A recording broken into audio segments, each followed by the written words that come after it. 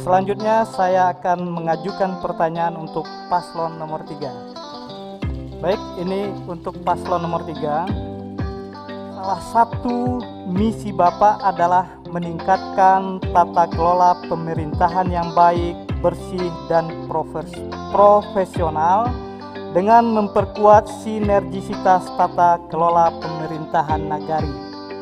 Pertanyaan, menurut Bapak, bagaimana kondisi objektif tata kelola pemerintahan nagari di Kabupaten Agam saat ini, terutama dalam pengelolaan dana nagari untuk meningkatkan pelayanan publik di nagari, mengentaskan kemiskinan, memajukan perekonomian nagari, mengatasi kesenjangan, dan memperkuat masyarakat nagari sebagai subjek pembangunan. Apa strategi konkret yang akan Bapak lakukan untuk mengefektifkan pengelolaan dana nagari sehingga mampu mencapai tujuan yang ditetapkan? Bisa dipahami pertanyaannya? Baik, waktu Bapak menjawab 3 menit dari Bapak mulai berbicara. Silakan.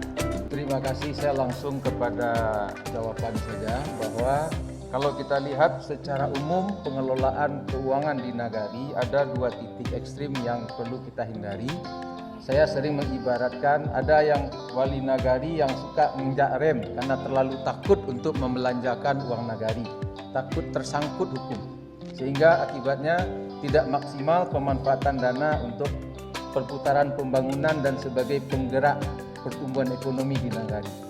Kemudian yang kedua, kondisi ekstrim yang kedua, suka nginjak gas sehingga jarang nginjak rem. Dampaknya kebablasan.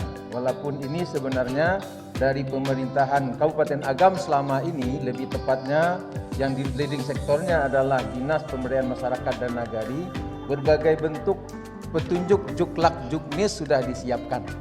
Kemudian juga secara umum di samping aturan-aturan teknis, petunjuk teknis yang sudah dibantu disiapkan, juga secara rutin diberikan coaching dan juga pembinaan baik dari dinas maupun kecamatan.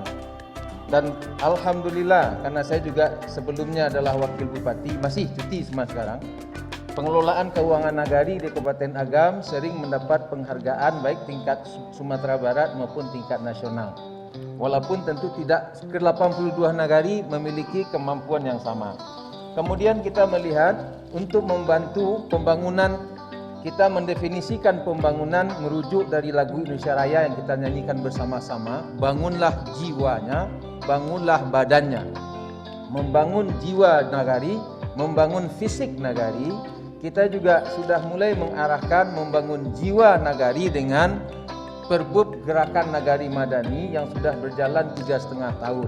Kebetulan saya sendiri konseptornya, saya sendiri yang mengevaluasi dan mengontrol perjalanannya.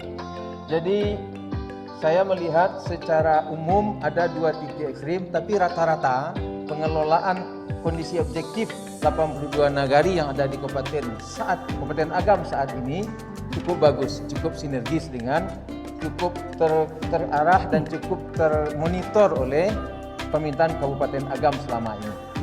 Lalu dampaknya, dan itu kita selalu dorong, kita ingatkan agar perputaran dana nagari yang bervariasi mulai dari 1, sekian miliar, bahkan ada yang sampai hampir 5 miliar, memang kita dorong untuk dibelanjakan di nagari, termasuk supplier dan segala macamnya, agar betul-betul memberikan dampak terhadap perputaran ekonomi di nagari, betul-betul memberikan dorongan untuk menjadi lokomotif, multiplier efeknya terasa di nagari sebagai penggerak pertumbuhan ekonomi di nagari.